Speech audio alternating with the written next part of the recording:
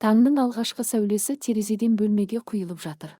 Күн жаңа ғана оянғандай жарық сәуле Аянның жүзіне тиді. Кішкентай бала көзін ашып күлімсірей терезеге қарайды. Бөлменің бұрышында үстелде тұрған кішкентай Қазақстан туы желбірейді. Ал алыстан теледидардың дауысы естіледі. Республика күні құтты болсын. Аян сәл ойланып қалды. Республика күні. Ол не екен өзі? Деп сыбырлап айтты. Сол сәтте терезеден сырттағы аспанға көз тастады.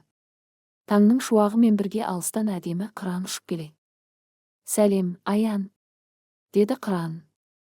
Мен қазақ елінің қыранымын. Бүгін сенің еліңнің ерекше күні. Аян таңғалып, сен сөйлей аласың ба? Деді. Қыран күліп жауап қатты. Елімнің болашағын білгісі келген балаға бәрі де мүмкін. Қорықпа, Аян. Сен менімен бірге елімнің аспанын көресің. Аян таңырқап қалды. Шынымен бе? Деді сенімсіз үнмен. Иә, батыл болсаң, қанатыма отыр, деді қыран. Аян терең дем алып, күміс сәуленің арасымен қыранның арқасына отырды. Міне, бұл сенің отаның, Қазақстан, деді қыран. Осы көгілдір аспанның астында бейбіт өмір сүріп жатқан халық бар. Қандай әдемі, деді Аян таңырқап. Таулар, өзендер, қалалар, бәрі менікі ме? Иә, ұлым, бәрі де сенің еліңнің байлығы, деді қыран жылы үнмен. Олар биік таулардың үстінен ұшып келіп отырады. Бүгін біз еліміздің ең қымбат қазынасын тойлаймыз, деді қыран. Егемендік күнін. Егемендік деген не? Деп сұрады Аян. Егемендік өз тағдырыңды өзің шешу. Қазақ халқы 25 қазанда өз жолын, өз елін таңдады.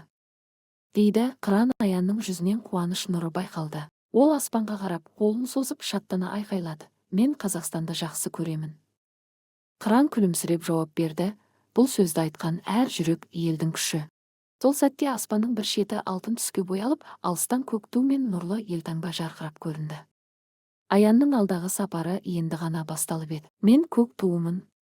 Көк түс, бейбіт аспан мен сенімнің нышаны. Мендегі алтын күн, мәңгілік өмірдің шуағы, ал менің қыраным еркіндіктің рухы. Кейіннен алтын шаңырақ бейнесінде елтаңба жарқырап шықты. Оның дауысы асқақта жылы естілді. Мен халықтың бірлігін бейнелеймін. Мендегі шаңырақ әр отбасының, әр жүректің ортасы. Тұлпарлар елдің арманы мен намысы. Менің де үйімде шаңырақ бар, деді Аян шаттана. Демек, сен де осы елдің бір бөлшегісің, деді елтаңба күлімсіреп. Сол жарықтардың арасынан ән ұран пайда болды. Оның дауысы ән мен шуаға араласқан нұр сияқты естілді. Мен елдің үні, елдің жүрегі. Мені шырқаған әр дауыс елмен бірге биіктейді. Мен де әнұран айтамын, дейді Аян. Әнұран айтады. Міне, енді сен елімнің рәміздерін білесің. Олар сенің жүрегіңде мәңгі сақталсын. Аян, көңілі шат, мен енді рәміздерімізді ешқашан ұмытпаймын.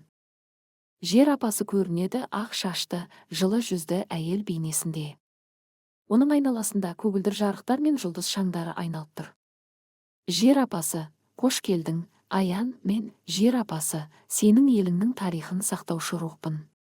Аян, құрметпен сәлеметсіз бе? Сіз шынымен тарихты көре аласыз ба? Жер апасы, жымиып, әр ұрпақ өз тарихын жүрегінде көреді, балам. Кеттік, мен саған бәрін көрсетемін. Қазақстан Республикасының мемлекеттік егемендігі туралы декларация қабылданды. Аян көзі жайнап, міне, елдің жаңа өмірі осылай басталған ба? Деп апасы, дәл солай, балам. Бұл күн тәуелсіздікке бастар алғашқы қадам еді. Жер апасы Аянның иығына қолын қояды.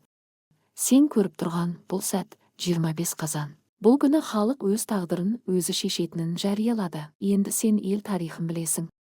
Бірақ тарих тек өткен емес, ол сенің болашағыңда. Аян, мақтанышпен мен өз елімді қорғаймын, дамытамын. Аян әндетеді, қыран қанат жайып көкке көтеріледі.